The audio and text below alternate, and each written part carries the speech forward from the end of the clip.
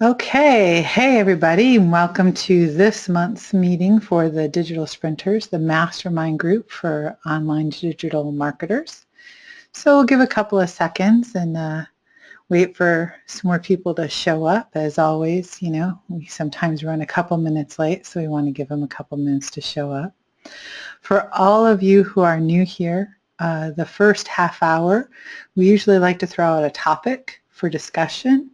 This is an open discussion for everybody to jump in, give their thoughts and opinions, because again, remember, we all learn from each other. So we're all teachers and we're all learners at the same time. The one common thread that we all have is that we're all interested in leveraging building our businesses using the digital world, using online tools and resources to build our businesses. So everybody's thoughts and opinions matter, and you have a voice here. So feel free to just jump in. You can unmute yourself. You have the control. Otherwise, you can just, stay and drink in. After we pass the first half hour of the conversation, we're going to then end the recording. We will record this first half. We will end the recording after the first half, and that's the time where we get to set some real hard business goals for ourselves and hold each other accountable. So that's our accountability half, is on the latter half. But on the first half, we always find it interesting to share these dialogues and record these dialogues for future reference and for people to have to play back. And for those who missed this call, they can still gain the benefit of the conversation. All right, so one of the things that we thought was interesting that we wanted to talk about was technical error. That is always one of our challenges when online, overcoming those little technical glitches. Right? There we go. Okay. Phew. Just it's a matter of finding the irony is finding the right control. And you'll see what I mean. Okay. So the question came up in conversation. We were talking with some folks last month, and it was a really interesting conversation. We were talking about the number one skill that every entrepreneur needs to keep, maintain, grow, and nourish in order to thrive in business. And we were kind of having a discussion on, what are some of those, what is the number one? I mean, there's a lot of skills we need to do. And I think there is nothing in life, except probably having children, that will push you to your absolute limits, where you have to grow so far out of your comfort zone that you have to diversify your skill sets in such a short order, other than being an entrepreneur. I think the only thing that pushes you farther is probably parenthood. So I'll give that to the moms and the dads. But other than that, I think, right? You know that one, right? Yes. But I think the second thing that pushes you, and in a different and unique way, I think business pushes you to adopt skills more from an introverted perspective, right?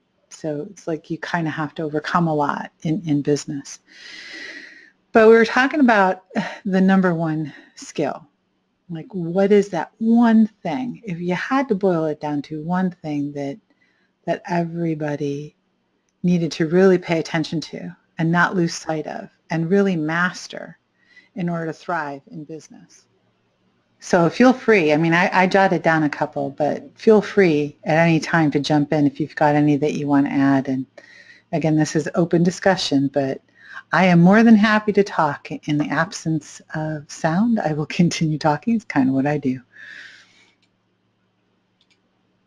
So here's a couple of things that I was thinking about. Having, built a couple of product businesses and a coaching business for several years now. And these are the things that a lot of people say, oh, hey, communication. I mean, that's pretty important, right? You have to be able to communicate. Yeah. Conversing. Yep. conveying a message. I mean, gosh, social media that's what it's all about, is communicating a message, right? So I think, mastering the art of communication is pretty significant in growing and building a business. But is it that one thing? Is it the most important thing? I don't know. I think it's very important, but I don't think it's the most important thing. Of course, it's one of my important things is communication. Right. I'm very good at multitasking, and I have attention to details. Right. Right.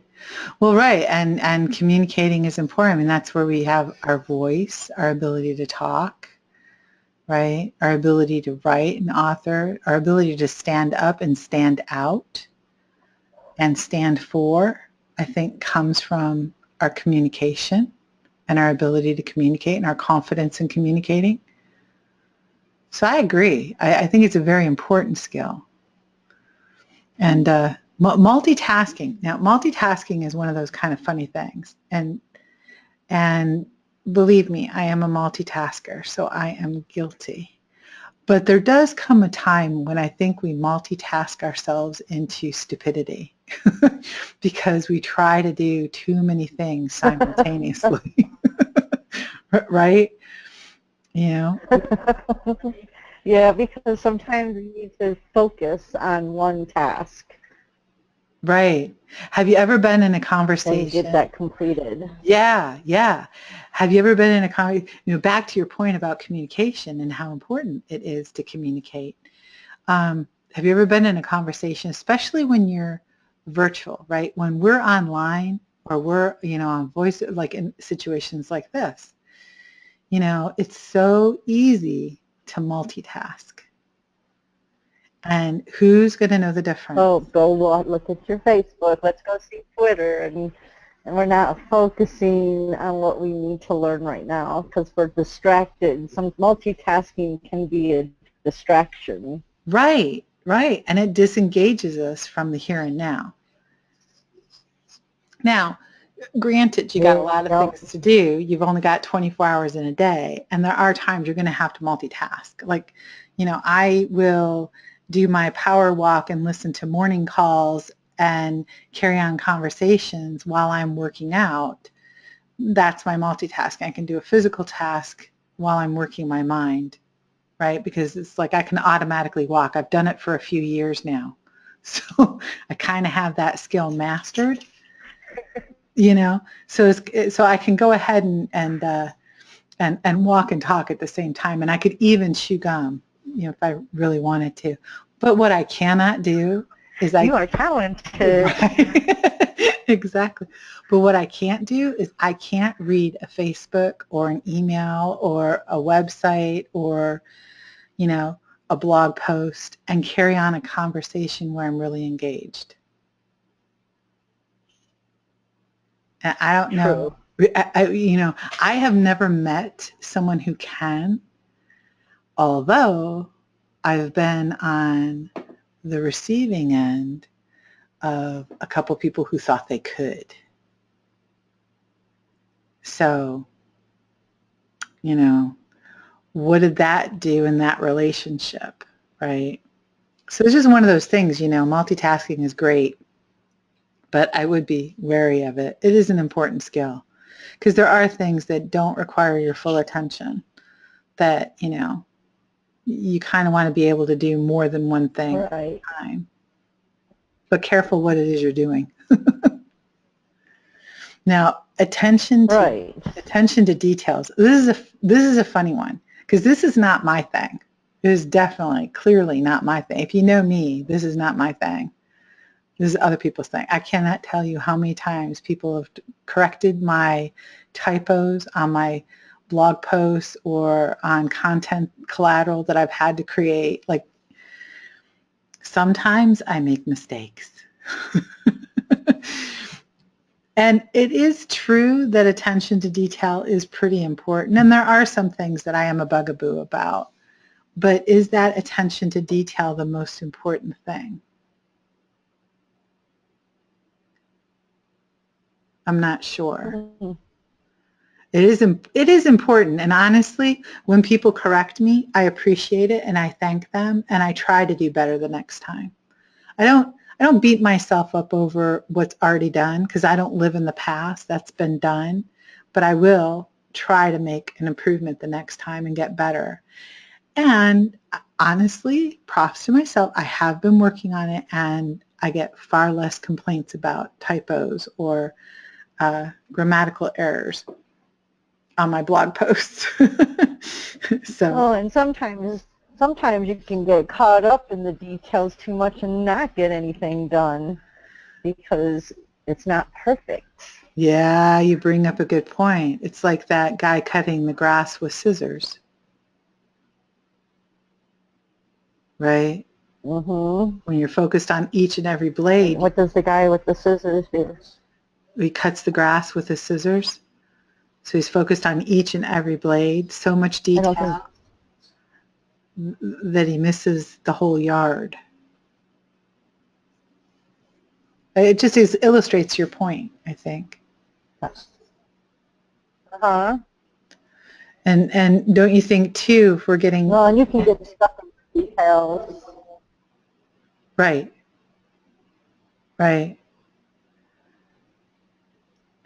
And if we're stuck on those details, it's hard for us to be the visionary, which is important as a leader. Yes. You have to be a visionary. And you also have to let go of some of those things. Like you might be really good at a certain task, right, in one of those tasks that we have to do, but the task is really something that could be hired out to someone else or given to someone else to liberate you and your time so that you can do a bigger picture, which as a leader, that's what you want to do. You want to focus on the bigger picture and take some of these smaller tasks or other tasks and farm them out to somebody. So, Mm-hmm. Yep. Kind of going through something like that right now. yeah, in your business and your life, letting go of smaller things. In my life. Mm-hmm. Yes.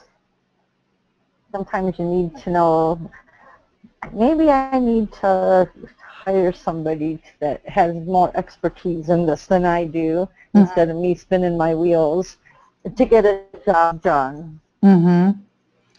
Well, that's another really good point, right? Because we want to be so attentive to the details that we're trying to learn something that might not be our core competency.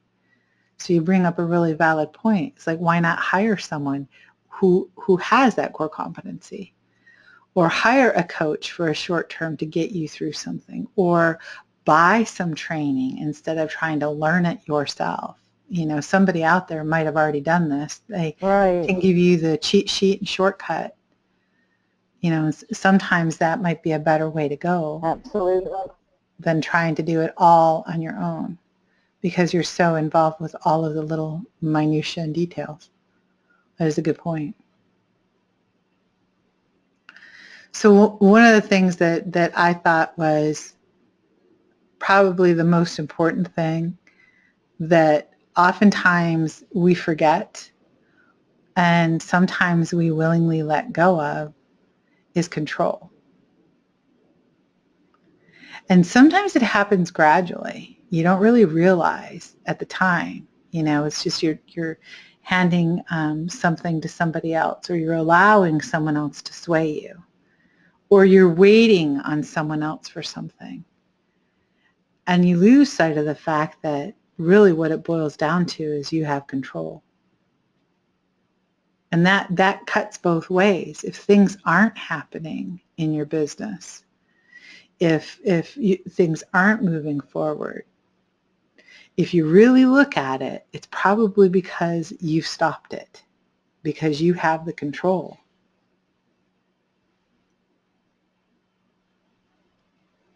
Mm-hmm. Yeah. right? I mean, no matter which way you go, every excuse you can think of, you have control. You know, I've gone down paths that haven't been right. I had the control. I did that. I managed to correct the course. But there was no one to blame, no one to say, hey, it's their responsibility or this person or that person, or I'm waiting on this guy or that guy or that gal. You know, you don't have to wait for someone. You know, I think in network marketing, a lot of times people feel like they have to wait for their upline, for whoever brought them in, to tell them what to do and to tell them what the next step is. But you don't have to. And the irony is, I think that almost, Right. right? You don't have to. And I think, you know, Right. it's where our jobs kind of got us twisted. Not that jobs are bad. I don't think jobs are bad. I think jobs are a great thing. But I think where it got us twisted, especially in the Industrial Revolution, is that we were cogs in a wheel and we had to wait for instructions, right?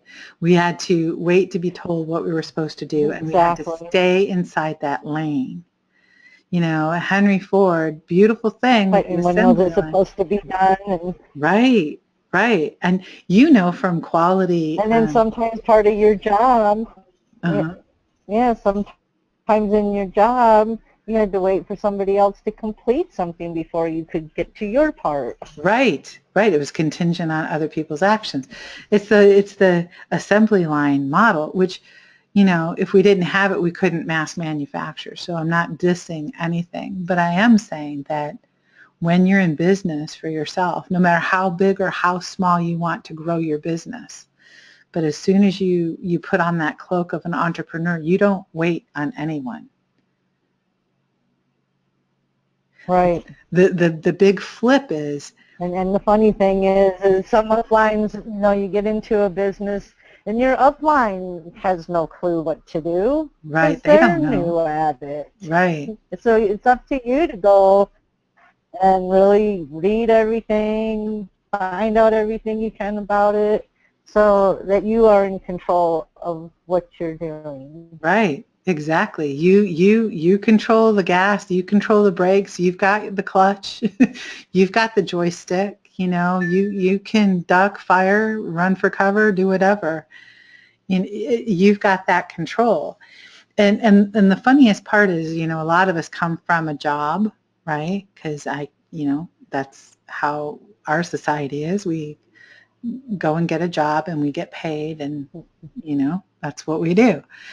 Um, but when we step out of that and we Right. step into the role of the entrepreneur, we're stepping into the role of a CEO. And the funniest thing is, the one thing that almost all CEOs have in common um, is they'll listen to advisors, right? So they'll listen to advisors. Oftentimes they have masterminds Yep. around them, and they'll listen to input, but the decision and the action is theirs and theirs alone, right? And they don't have to wait for approval. Yeah. They take action and they take a responsibility and accountability for that action. So the fun part and one of the biggest growth parts for us coming into businesses is that we're stepping out of that cog in the wheel and into that role of a CEO, right? And that's a big shift for a lot of people and a big aha realization. The irony is we all took that step because we wanted control in some form or fashion, right? Either we're building the business on the side or we're actually replacing our full income. But we did that because we want to control. We saw that something could be done and we want to control in our lives or in our livelihood. And that's why we got into business in the first place. Right? Well, that's very interesting. Yeah. Right? That was a good one. And then who pays the bills? This is the other thing when I see a lot of people saying, well, so-and-so said such and such, and I should do this and I should do that. First off, there are no shoulds. But who pays the bill? What do you want to do? You've got control. So what do you want to do? You pay the bills, not them. You do. I don't know where we're at on the time. We're almost to the half-hour mark. 7:23. Yeah. Oh, well, mountain time. Well, the We're at the funny 23 mark. we're almost to the half-hour mark. Well, you know, and the thing is a lot of times I understand, we get it. You know, you're not real comfortable chiming in the beginning, but eventually, hopefully, we're going to pull you all out. In the second half, you know, we'll be a little bit more engaged in pulling and actively pulling people out, because we want you all to benefit from being part of the digital mastermind, the digital sprinters. And we, as you see, we are all CEOs, right? We are all CEOs. We are all teachers. We are all learners. So everyone has something of value to add. And it's okay if you're a little uncomfortable right now. You'll get over it. But that's part of the beauty of being a part of a mastermind group. You know, we're all on this great trip to Oz. And here are some great adventurers. That the best part, my favorite part about this whole story, and I've loved this story since I was a kid, but it ties into what we were just talking about. My favorite. Huh? Is it your favorite too? Oh, I love the Wizard of Oz. Oh, I love the lion and the Tin Man. I love them all. I love Toto. I love the whole thing. But the best part about this, and the thing that stuck with me even when I was a little kid, was that they go through all of these turmoil. They go through this whole adventure and this learning and growth and everything else, and they come to this person who's supposed to have the answer, this great Wizard of Oz who's supposed to have everything and know everything. And really, the message is, you have it all already in you. There's nothing anyone can Oh give. my gosh, I got goosebumps. Yeah. Right? There's nothing anyone can give you. You've already got Yes. it. Yeah. It's inside of you. It is inside of Everything you. you need is inside of you. Yep. You just have to unlock it. And I think that's part of the beauty of being a part of groups like the Digital Mastermind or the Digital Sprinters Mastermind, is that those things really do help you unlock your courage, your knowledge and wisdom, your heart, right? Right. Okay, well, I'm going to bring this Oh, first I half. love that analogy. Huh? Yeah. I love that analogy. Okay, well, And it's so true. I never thought of it. But, yep. Right? When it all comes together, it's like, oh, duh. See, you already knew it. Yep. All right, well, I'm going to stop the recording on this part. We can keep talking. I'm just going to stop the recording part.